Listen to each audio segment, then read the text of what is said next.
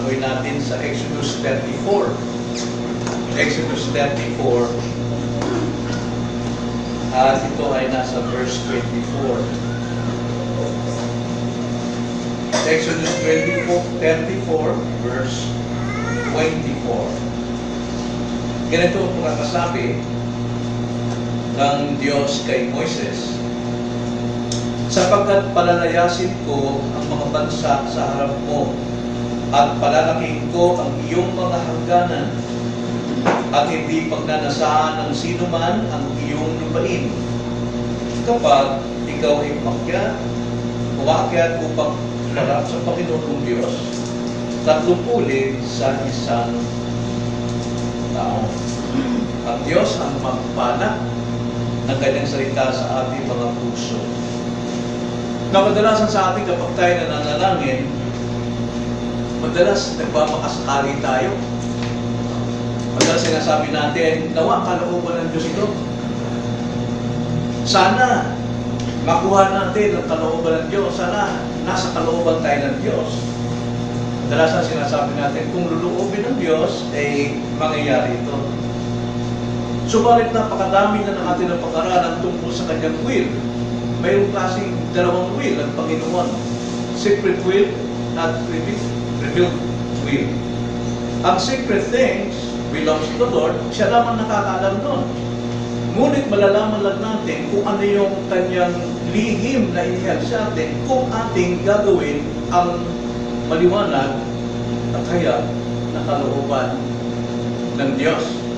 Kaya nga ang ating pagtanggap noong kalooban ng Diyos, ito yung nababatay sa ating pagsagawa ng kanyang kalooban. Hindi natin kailangan natin pa ng kalooban ng Diyos na sino bang mapapangasawa ko, sino ang trabaho ang dapat kong hindi natin hihingin nyo, kundi gawin natin yung kanyang revealed will para matanggap natin yung kanyang secret will. Napakalinaw po yun sa ating pag-aaral sa providensya ng Diyos. Kaya ang pagbabago ay nasa atin. Ang kalooban ng Diyos na kanyang itinakda na before the foundation of the world, decree po na yun. Nandun na yun. Tulad halimbawa, yung kaparusahan ng Ninibe. Ang kaparusahan ng Ninibe ay nakatakdahan na yun. Talagang hindi na mababago yun.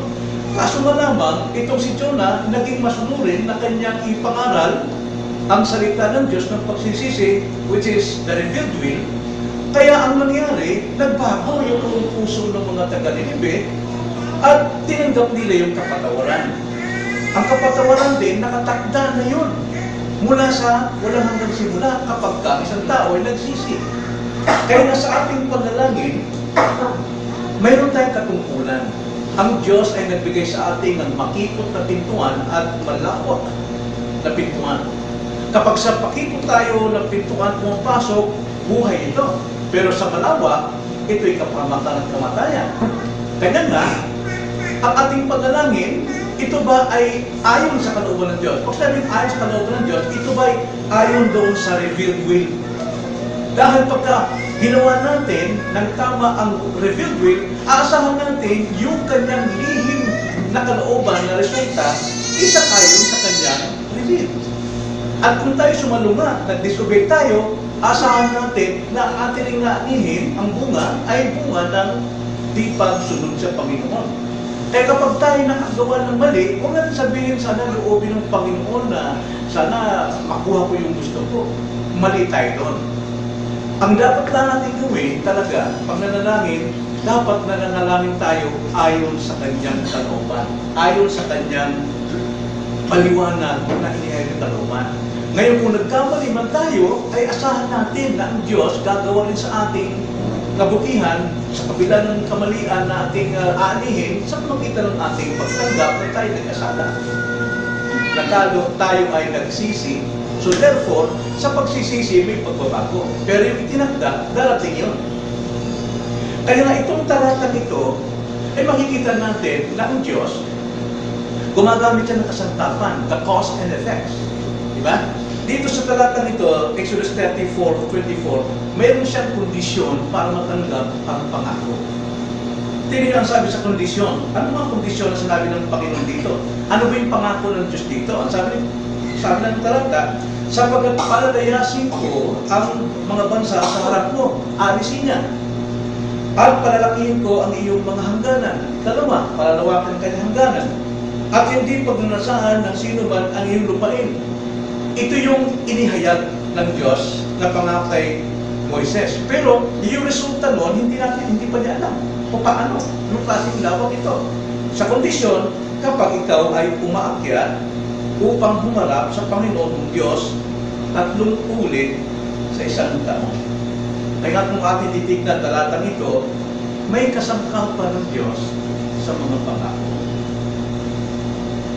Mayroong kasangkapan. Kailangan tayo umakyat sa presensya ng Diyos upang makausap natin ang Panginoon at gagawin natin ito paulit-ulit gaya na sinabi ni Lord kay Moises. At pagka yun ay ginawa natin, dahil yun ay pagtupad, matatanggap natin ang 3 pangako. Pero kung nag-disobey tayo, matatanggap ba natin yung pangako? Hindi. Matatanggap natin yung mga kapahamakan. So dapat tayong mag-ingat talaga. Hindi na natin kailangan doon, ano bang karooban mo? Hindi eh. Yung ang hinahanap natin, yung secret will ng Panginoon. Ang secret will ng Panginoon, nakabantay sa ating responsibilidad. Kung tayo disobedient, magunang asahan na talagang mangyayari yung kalooban ng Diyos na ayon sa iyong gusto. Maaaring mangyari, pero maraming mga pagsubok. Pero kung tayo gumawa ng tama ayon sa salita niya, yun din ang ating pag-pray, Lord, mangyari talagang pinanawakan natin na yun ang gagawin dahil ginawa natin eh. Kaya nga, yung ating prayer dapat laging nasa kalooban ng Diyos. Dapat nakasakay na sa will of God. Maging maingat tayo. So, anong pangako rito? Una, katahimikan. Sabi ng Panginoon kay Moises, sapagkat palalayasin ko ang mga bansa sa harap mo. Anong kondisyon? Kung ikaw ay umaakyat sa harapan ng Panginoon at uulitin mo ito taon-taon. Yun ang kondisyon. Ang pangako, katahimikan. Palalayasin ng Diyos ang mga bansa sa harapan mo. Ito tumutukoy, alam natin yung mga bansa rito, mga against, mga problema. Ganon din sa buhay natin. Ano ba yung mga bansa na, iba't ibang bansa na maaaring maging hadlan sa buhay natin, ang sabi ng Panginoon diyan, paalisin o bibigyan tayo ng kapayapaan o katahimikan. Diyos mismo ang mag-aalis. Diyos mismo ang magpapalayas at tiyak ng Panginoon niya na kanyang palalayasin. Hindi lang isang problema, kundi bansa. Bansang problema. At ikalawa, ano yung ikalawang pangako? Kasaganaan. Ang sabi sa 24 again, sa harap mo at palalakihin ko ang iyong mga hangganan. Ibig sabihin, palalakihin, palalawakin, anuman ang iyong hanabuhay, anuman ang iyong buhay. Kung ginagawa natin ito, ayon sa kanyang kalooban, kung sa kalaguang spiritual, lalago ka talaga, kung gatuloy mo yun talaga.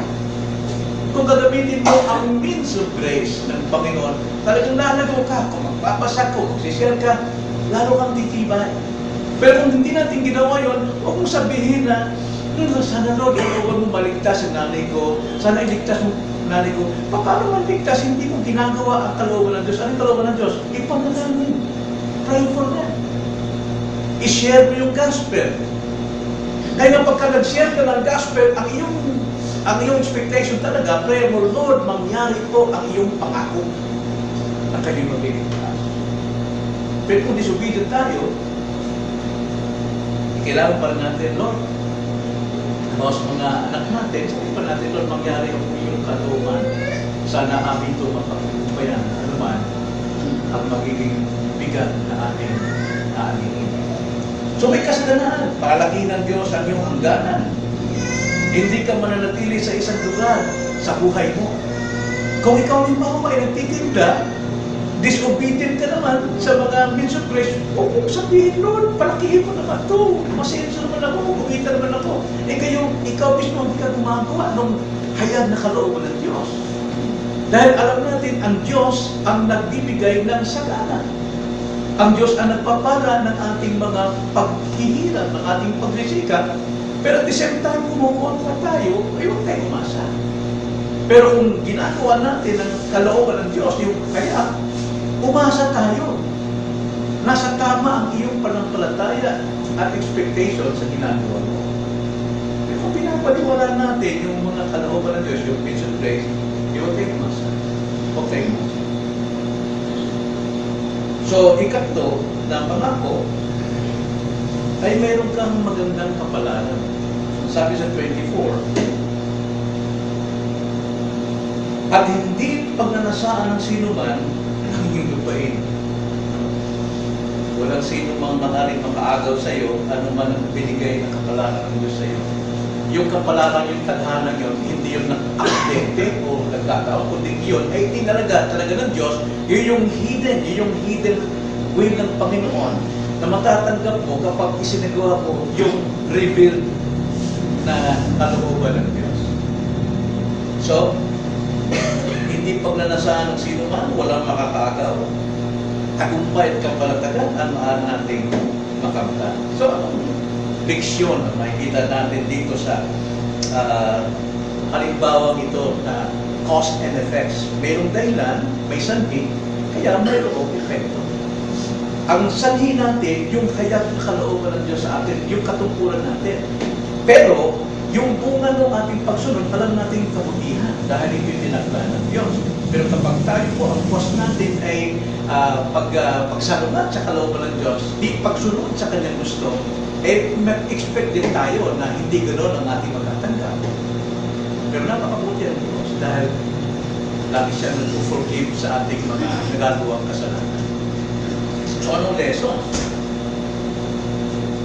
Ang tanong dyan paano tayo makakaakyat sa presensya ng Panginoon? Si Moises umakyat siya sa bundok. Umakyat sa bundok. Pero paano tayo makakaakyat sa presensya ng Panginoon? Wala namang ibang hagdan, wala namang ibang daan, kundi si Kristo lang. Maliban na tayo po ay nagtitiwala kay Kristo, walang ibang daan, buhay at katuhanan para tayo makalapit sa Ama. Unless, kung nananalangin tayo na hindi kay Kristo, kundi nananalangin tayo kung anong gusto natin, tulad ng panalangin ng isang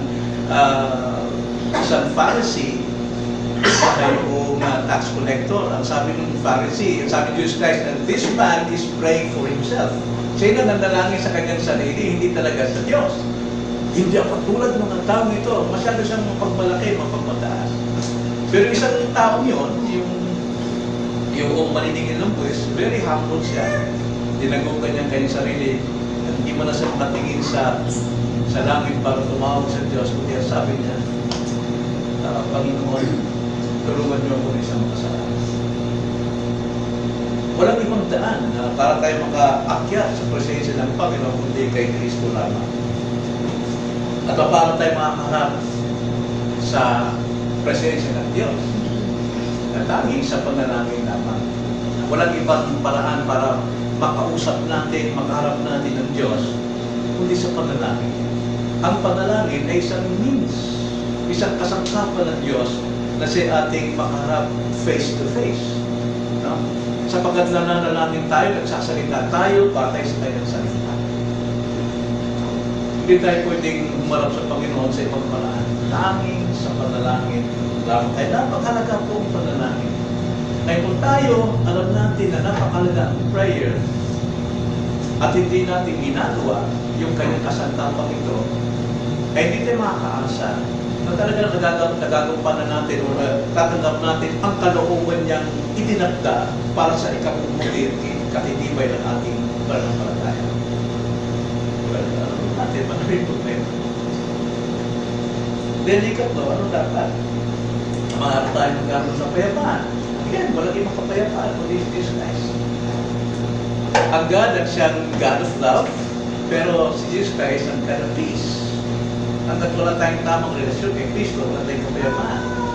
Kung ginagawa natin na itong bagay, salungat sa kanyang hayag na kalooban, gumagamit tayo ng paraan, ibig sa kay Kristo tayo lumapit, magtiwala sa tao tayo, wala tayong kapayapaan. So So, alalahanin natin, para makatsak tayo na tayo nasa kalooban ng Diyos, gawin natin yung hayag niyang itinuturo sa atin. Kaysa mag-alatsamba tayo. Nang karamihan dahil sa Christian ngayon, nag-alatsamba. Ano kayang kalooban ng Diyos sa buhay? Ano kayang, ito tayo kalooban ng Diyos? Naku! Kalooban pala ng Diyos ito. Hindi gano'n ang Diyos. Binibigay niya sa atin ang revealed will para malaman natin ang kanyang kalooban. Dapat natin sundin. At yung ibubunga nun, ang Diyos na nakakala. Yung secret will ng Panginoon. Malalaman lamang natin yon kapag nabuksan na yung ating kasaysayan. Yung pala. Yung tinatlanan mo sa atin. Ngayon, mananalangin tayo. At gagawin natin yung kanyang kalooban na ipanalangin natin ang ating iglesia. Ito yung nasa kalooban tayo ng Diyos. At check lang natin yung ating namang pagpanalangin sa ating mga mga sa buhay. Eh hindi yung kanilang kasaganaan, yung well, tama naman yung panalangin natin yung karamdaman nila, pero ang pinakalayunin talaga ng Diyos sa mga makasalanan ay maligtas. Magkaroon mo silang kagalingan sa cancer, pero kung wala naman ang kagalingan sa cancer mo, anong silbi mo? Kaya unahin natin kung ang kalooban ng Diyos ngayong gabi. Kaya manalangin tayo ngayong gabi, kasama-sama tayo, maglalalakihan magmuna na talagang andun yung puso na itong ginagawa natin ay nasa kalooban ng Diyos. Nakikipag-usap tayo face to face sa ating Panginoon. Dinadaman natin ang kanyang presensya sa ating layunin. At itong layunin, bakit itong format natin para magkalapit tayo. Pero mahilig pa talaga sa ating kasunod na di ko ulit po na yung harapan na lang. Lagyan natin, no? Para lahat yung nasa harapan. Para muna natin. Ako lahat tayo muna ay lumulog sa Panginoon. Pasalamat sa kanyang salita. Panginoon, salamat po. Na hindi niyo kami iniwanan na nangangamba sa tingin tungkol po sa iyong layunin, sa iyong plano, at kalooban sa aming buhay. Nagpapasalamat kami sa pagkabinigyan kami ng Espiritu upang unawain ang Espiritu ng salita, upang wala kami pagdadahilan na hindi namin alam kung ano po yung kalooban. Tulungan niyo lang kami, Panginoon, na magsikap alamin po ito sa pamamagitan ng aming pagmamahal at pagbabasa ng iyong salita. Upang sa ganoon, Panginoon, hindi kami mag-alatsamba sa aming panalangin, kundi alam namin na ang ginagawa naming panalangin ay naayon po sa iyo. Kami sa panalangin sa pangalan ng Panginoon Jesus.